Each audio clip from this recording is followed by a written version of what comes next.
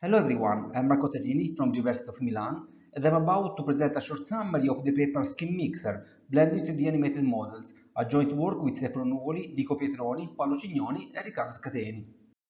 If I understand correctly, this video will only be shown if for some reason I don't show up to the conference. What happened to me?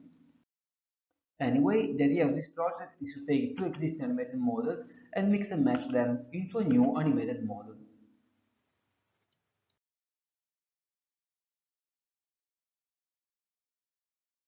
An animated model, for example, to be used in a video game, is internally a combination of different data structures.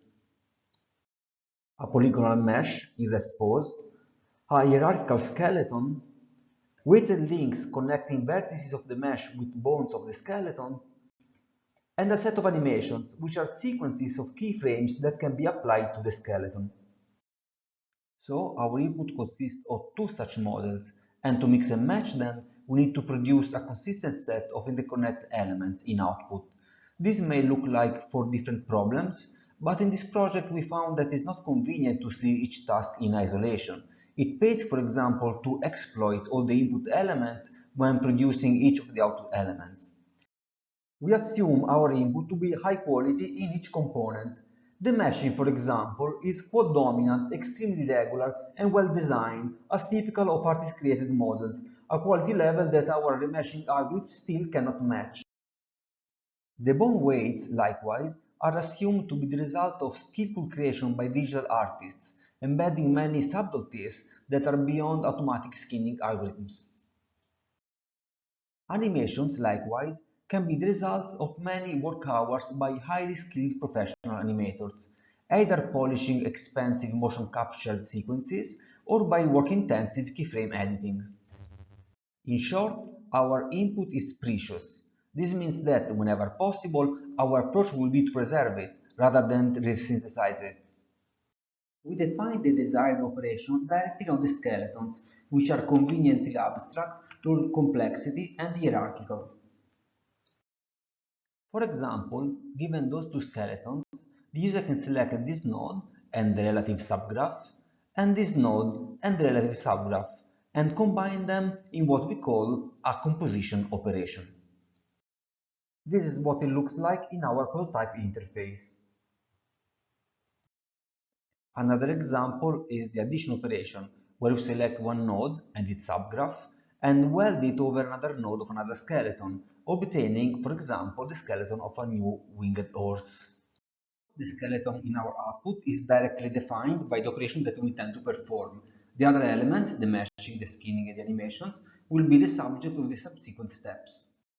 Constructed exploiting the knowledge conveniently embedded in the skinning weights. It also uses the standard geometry processing tools, such as sign distance functions, as isosurface extraction and cross fields. The final mesh preserves the input quadrangulation and extends it seamlessly in the interconnecting zones. An advantage of dealing with skilled models as input is that we can easily and automatically predeform them to improve geometric fusion before we combine the pieces and we remesh them together.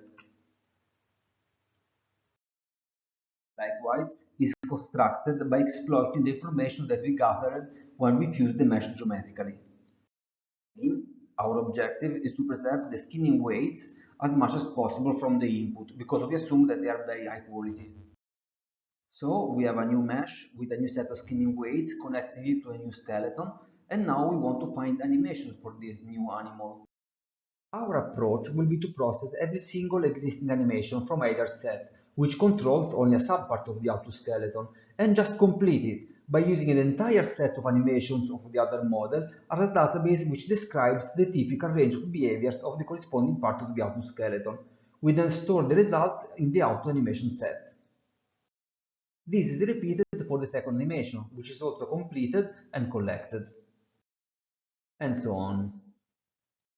The process of completing an existing animation from set A consists in matching each keyframe in it with a best fitting pose selected among all the poses from the whole animation in set B, and then combining them in one output frame. Look in the additional material for examples of results. In conclusion, our method can be used to quickly build new animated models from existing ones.